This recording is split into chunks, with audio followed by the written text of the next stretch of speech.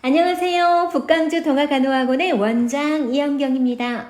오늘은 기본간호 활력증후 돕기 중에서 체온 측정에 대해 함께 공부해 보겠습니다. 이것만은 꼭 알아두세요 하는 꿀팁을 드리고 그와 관련된 기출문제와 예상문제를 짚어드리겠습니다. 정확한 원리를 이해하고 간호학 공부가 제일 재미있음을 알아가도록 도와드릴게요. 자, 지금부터 시작합니다. 자, 체온 측정법에 대한 공부를 해볼 건데요. 체온 측정은 크게 세 가지로 대별을 해놓은 표가 있죠. 꿀팁입니다. 정확히 알아두시게요. 자, 고막 체온, 그리고 직장 체온, 그리고 구강 체온 세 가지를 정확히 비교해 보고자 합니다. 물론 애가 체온도 있죠. 그러나 이 세 가지가 가장 문제로 잘 거론되고 있답니다. 자, 그러면 이 측정법에 따라 각각의 시간이 다르고요. 금기 대상이 있으며 특기 사항이 있습니다. 정확히 비교하셔야 되는데요. 먼저 고막 체온부터 한번 봐볼까요? 예, 고막 체온은요. 측정 시간이 굉장히 짧습니다. 중요한데요. 측정 시간이 2 내지 5초만 측정하면 나옵니다. 다른 거 2 내지 3분 직장 체온, 구강 체온 3 내지 5분 그러나 그거는 문제로 특별히 거론되지 않지만 고막 체온은 꽤 중요하게 이 측정 시간이 매우 짧다라는 거 기억하시고요. 또한 굉장히 중요한 게 가장 정확한 체온 측정법이다. 이것도 알아두셔야만 합니다. 그런데 고막에 체온을 측정하려고 합니다. 그런데 현재 만약에 귀에 질환을 가지고 있습니다. 그러면 측정하면 안 되겠죠. 그래서 귀 질환으로 분비물이 나오고 있는 환자라면 금기 대상이다. 그러면 어떤 사람일까요? 예, 중이염 대상. 이것도 문제로 나온 적이 있습니다. 중이염 환자라면 굳이 고막 체온이 아니라 직장 체온이나 구강 체온 또는 애가 체온 측정할 수 있잖아요. 그래서 고막 체온 금기 대상 또한 귀 수술을 현재 했습니다. 역시 안 되겠죠. 너무나 상식적인 문제로 나오고 있고요. 또한 특기사항에서 가장 정확한 체온 측정 부위가 어디니? 그러면 고막 체온이다. 알아두셔야 되거든요. 왜 그런가 봐볼까요? 예, 체온 조절 중추가 있습니다. 그 중추가 어디냐면 시상 하부입니다. 알아두셔야 되죠. 시상하부와 그 혈류가 동일하게 공유하고 있기 때문에 가장 정확한 체온 측정이 가능하답니다. 자, 여기서 잠깐요. 여기가 고막입니다. 근데 이 고막의 주변에가 바로 이렇게 뇌가 있을 건데 뇌 중에 시상하부와 고막이 동일한 혈류를 공유하고 있습니다. 그렇기 때문에 시상하부에서 조절해 놓은 체온을 그대로 확인할 수가 있다라는 이야기죠. 그래서 가장 정확한 체온 측정 부위가 어디니? 그러면은 뭐라고 알아두셔야 된다고요? 네, 고막 체온이다. 알아두셔야 합니다. 또한 왜 그러지? 그러면 체온 조절 중추인 시상하부와 혈류를 동일하게 공유하고 있기 때문이다. 이것도 알아두셔야 되고요. 또한 귓바퀴를 잡아 당겨야 합니다. 그런데 어떤 방향으로 잡아당겨 줄 거냐라는 이야기인데요.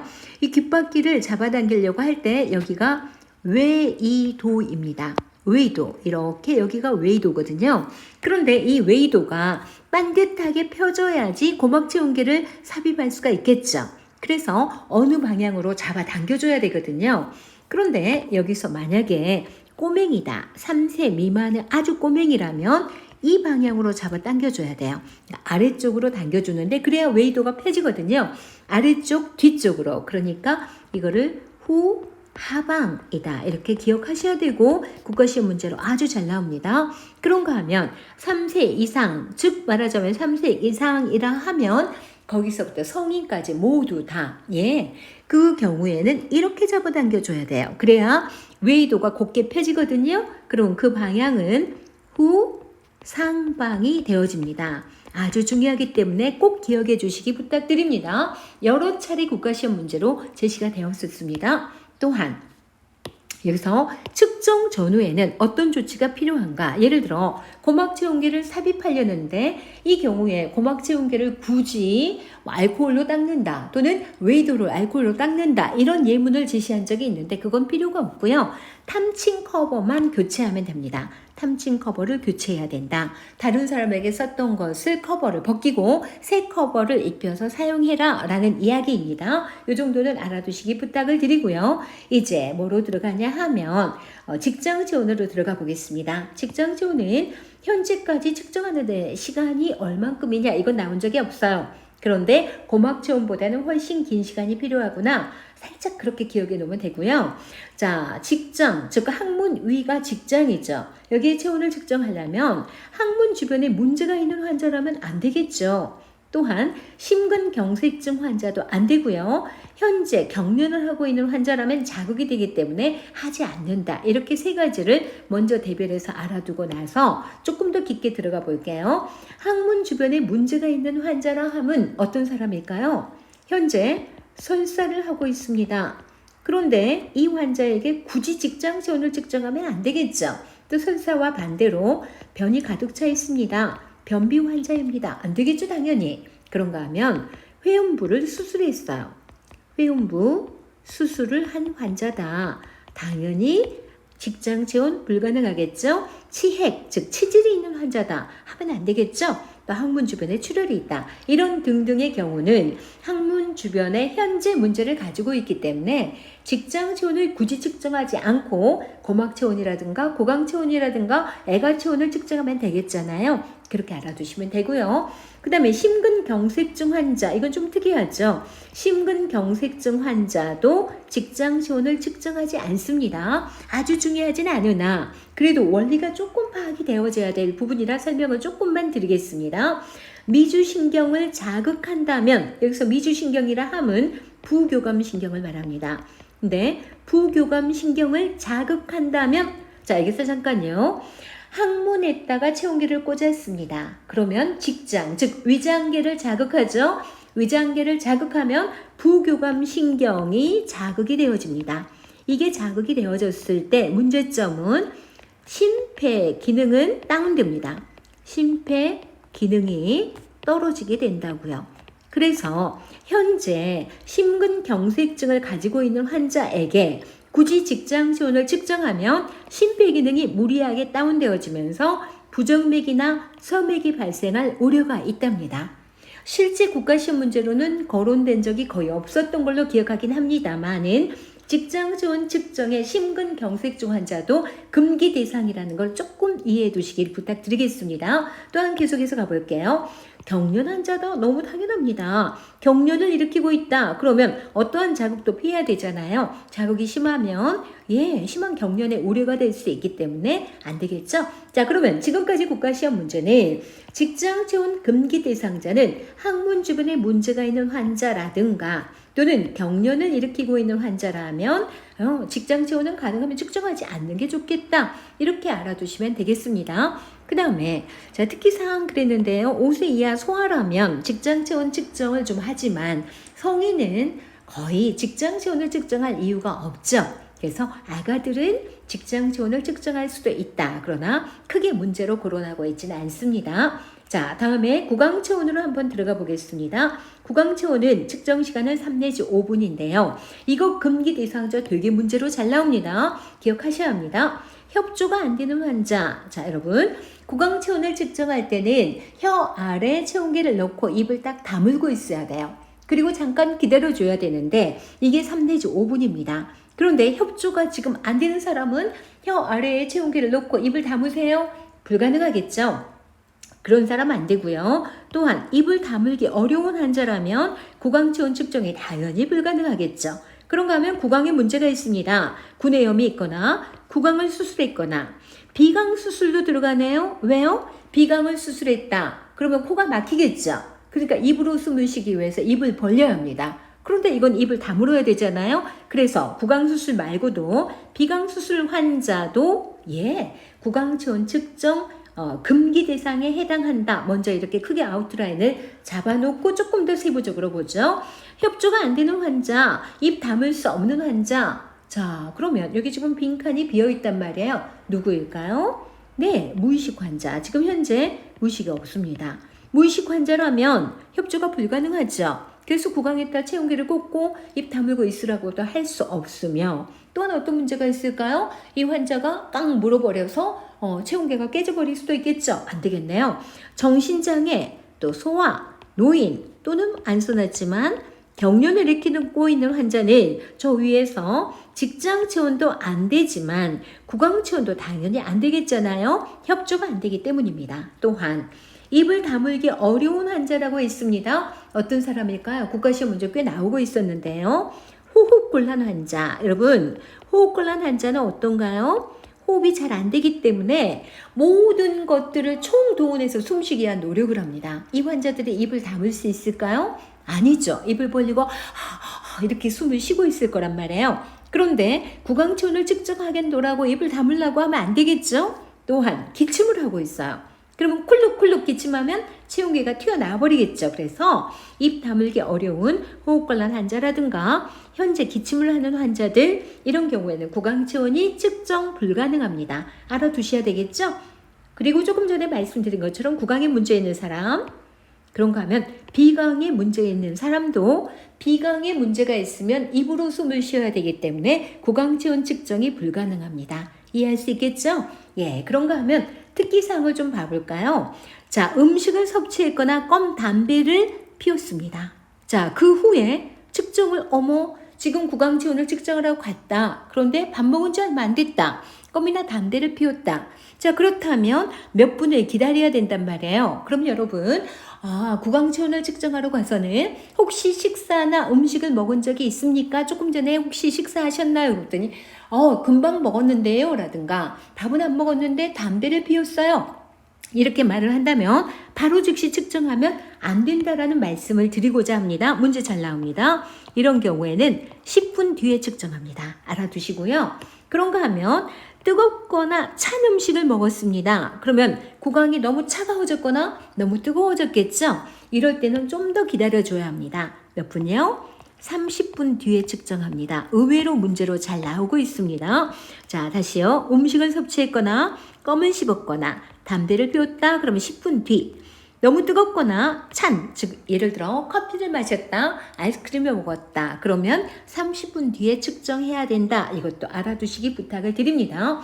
자, 이런 문제가 나오는가 하면요. 또한 현재 고열이 있다. 체온을 측정했더니 고열 환자다. 그러면 그에 맞는 간호중재가 필요하겠죠. 그래서 뭘 간호해 줘야 된가? 환경과 시기는 어떻게 해줘야 되며 냉요법을 적용할 때 주의점은 무엇이고 냉요법 적용 중에 오한이 나타났을 때는 어떻게 하면 좋은지, 이런 것들이 문제로 거론되고 있습니다. 자, 그렇다면 여기서 이제 잠깐 표현을 드려보겠습니다. 자, 환경과 시기를 표현하고자 하는데요. 고열 환자의 간호중재에서 환경은 선을 해야 됩니다. 너무 당연하겠죠. 또한 고열 환자는 땀을 흘리기 때문에 또 호흡수가 빨라지기 때문에 탈수가 될 수 있거든요. 그래서 수분 섭취를 증가시켜야 합니다. 그런가 하면 칼로리 소모율이 높아요. 그래서 고농도 유동식, 그리고 소화력이 떨어지기 때문에 일반식이 아니라 유동식을 제공해야 합니다. 생각해 볼 수 있는 내용이죠. 또한 냉요법을 적용해 줘야 되는데요. 자, 이때 이제 여러분 정확히 알아두실 게 전신의 냉요법을 적용하는 방법과 국소적으로 냉요법을 적용하는 방법이 좀 다른데요. 전신은 너무 차갑게 얼음을 쓰면 안 됩니다. 전신은 미온수 목욕을 해야 돼요. 미온수 목욕, 즉 체온보다 조금 더 낮은 30에서 33도씨 정도 되는 물에, 미지근한 물에 목욕을 해서 체온을 낮추는 방법을 쓰거나 국소적인 부위에 땄을 때는 얼음 주머니를 사용할 수가 있습니다. 여기서 여러분 꼭 알아둘 거는요. 얼음 주머니, 얼음은 전신에 쓰는 게 아닙니다. 그건 국소에 사용하는 거고요. 그 다음에 미온수 목욕은 전신에 사용할 수 있다. 비교 꼭 해두시기 부탁드립니다. 또한 냉요법을 적용하는 중에 오한이 나타납니다. 추운기가 들어요. 그럴 때는요. 계속해서 냉요법을 하면 절대 안 됩니다. 바로 즉시 중단하고 조금은 담요를 덮어서 보온해준 다음에 오한이 사라진 다음에 이제 또 다시 냉요법을 적용할 수 있습니다. 자, 이렇게 해서 지금 체온 측정법들을 크게 이렇게 고막 체온과 직장 체온과 구강 체온법에 대해서 쭉 거론을 해드렸고요. 이것을 토대로 자, 단답형 문제를 좀 풀면서 여러분과 함께 꼭 알아둘 내용들을 같이 봐보겠습니다. 자, 1번. 고막 체온 측정이 불가능한 대상자가 있습니다. 누굴까요? 예, 귀에 문제가 있는 사람이죠. 예를 들어 현재 중이염이 있거나 또는 귀를 수술한 환자라면 고막 체온을 굳이 측정할 필요가 없겠죠. 예, 알아두시고요. 성인의 경우에 고막 체온을 측정하려고 하는데 귓바퀴를 어느 방향으로 잡아 당길 거냐? 이거는 3번 2세 소아, 즉 3세 미만의 소아인 경우에 귓바퀴를 어느 방향으로 잡아 당길 거냐? 비교해 두시라 그랬죠? 자, 성인 3세 이상이면서 성인이라면 3세 이상도 들어가고 성인도 들어갑니다. 이럴 때는 어떻게 했죠? 후 상방으로 잡아 당겨줘야 된다. 문제 꽤 잘 나오고 있습니다. 이렇게 하는 이유는 웨이도를 곧게 펴줘야 하기 때문입니다. 또한 2세 즉 3세 미만의 소아라면 후 하방이죠. 이렇게 기억을 꼭 해두시고요. 둘 다 중요합니다. 다음에 가장 정확한 체온 측정 부위가 있었죠? 그건 어디였던가요? 네, 고막 체온입니다. 고막 체온은 가장 정확한 체온 측정 부위고요. 그 다음에 이어서 고막 체온이 왜 가장 정확한 체온 측정 부위라고 할 거니? 이거죠. 이거는 많이 강조하진 않지만 자, 조금 전에 설명드렸습니다. 체온 조절 중추가 있죠. 중추인 시상하부가 있다 그랬죠. 네, 시상하부와 동일한 혈류, 즉 혈류를 공유하고 있기 때문입니다. 혈류를 공유하고 있어서 시상하부에서 조절해 놓은 체온을 그대로 측정할 수 있기 때문에 고막이 가장 정확한 체온 측정 부위다. 이 문제입니다. 아시겠죠? 예, 그래서 가장 정확한 게 고막이다라는 걸 아시되 왜 그런지 조금은 이해해 두시기 부탁을 드리는 겁니다. 또한 심근경색증 환자나 치질혈사 경련 환자는 이런 것을 측정하면 안 됩니다. 자, 어디 뭐 하면 안 되나요? 여기서 일단은 치질, 설사, 경련 그러면은 직장 체온 안 되죠. 그리고 조금 전에 설명한 것처럼 심근경색증 환자를 굳이 직장을 건드리면 미주신경이 자극되면서 심장 기능이 다운되기 때문에 건드리지 말라 그랬습니다. 그래서 무슨 체온이 안 된다고요? 직장 체온 측정이 안 된다. 이거 기억해 두시기 부탁을 드립니다. 이어서 호흡곤란, 기침, 무의식, 비강수술. 자, 봐요. 호흡곤란이나 기침. 그러면 입에다가 놓고 꽉 다물고 있으세요? 불가능하겠죠? 무의식 어때요? 협조가 불가능하죠? 비강수술하면 코가 부었기 때문에 입을 이용해서 숨을 쉬어야 되잖아요. 그런데 이런 사람에게 측정하면 안 되는 체온 측정법은 뭐라고요? 예, 구강체온은 측정하면 안 됩니다. 구강체온 측정하지 말아라. 이해할 수 있죠? 네, 그 다음에 중이염입니다. 기수술이 있습니다. 그러면 측정하지 말아야 될 체온 측정법이 있습니다. 당연히 뭘까요? 네, 고막 체온이죠. 고막 체온 측정하지 않습니다. 네, 그렇게 기억하시고요. 그 다음에 이어서요. 30분 전에 뜨거운 음식을 섭취했습니다. 그런데 구강 체온을 측정하려고 합니다. 측정할 수 있는가 없는가를 물었습니다. 어떻게 생각하신가요? 네, 30분 전에 뜨거운 음식이라면 측정할 수 있다. 측정 가능하다. 이 말은 자, 다시요. 너무 뜨거운 거나 너무 차가운 것을 먹었다면 몇 분 기다렸다 측정하냐면 30분 기다려야 되죠. 근데 문제에서 30분 전에 그랬어요. 그러면 측정할 수 있죠.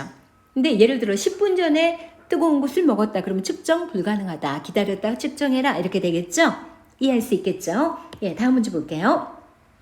고혈 환자가 있는데 냉요법을 적용하겠죠? 그런데 오한이 발생했습니다. 어떻게 할까요? 예, 즉시 뭐 한다? 중단한다. 즉시 중단했고 그 다음에 담요를 덮어주어라. 담요를 덮어서 어느 정도 오한이 사라진 다음에 다시 냉요법을 적용할 수 있는 거지 계속하지 않습니다. 또한 고혈 환자에게 얼음 주머니를 이거는 전신에 이용하는 게 아니라 국소 부위에 얼음 주머니를 쓸 수 있다 그랬죠. 그러면 가능하면 어디다 하면 좋겠는가 그 부위를 물었습니다. 그러면 어디엔가 열이 많이 고이는 곳을 국소적으로 얼음 주머니를 사용해야 좋기 때문에 목 옆이라든가 이마도 충분히 괜찮겠습니다. 그런가 하면 애과, 겨드랑이요. 그리고 서해부 이런 데는 측정이 가능합니다. 그래서 이런 데는 적용이 가능합니다. 여기서 여러분이 알아둘 거는요. 얼음 주머니는 전신에 사용하는 것이 아니라 이처럼 국소 부위에 적용하고 있다라고 알아두시기 부탁드립니다. 또한 고혈 환자에게 체온 하강하기를 위해서 가장 편안하게 적용하는 그러니까 너무 차갑지 않으면서 편안하게 적용할 수 있는 물리적 방법이 뭐냐라고 했는데 전신에 이렇게 해주면 좋아요. 뭐였죠? 체온보다 약간 낮은 물에 즉 미온수 목욕을 한다. 미온수 목욕을 하면 이것은 가장 편안하면서도 국소적이 아니라 전신에 적용할 수 있습니다. 이때 그 무르 온도는 30에서 33도씨 정도 되는 즉 체온보다 약간 낮으면 되는 겁니다. 이어서요. 무의식 환자에게 가장 적합한 체온 측정 방법은 무의식 환자는 구강 체온 가능할까요? 협조가 안 되죠. 그다음에 고막 체온 특별히 안 될 거는 없지만 굳이 무의식 환자에게 고막 체온 잘 측정하지 않거든요. 직장 체온 이것도 잘 하지 않아요. 그러면 무의식 환자라면 그냥 보편 타당하게 하고 있는 것이 애가 체온을 많이 측정하고 있습니다.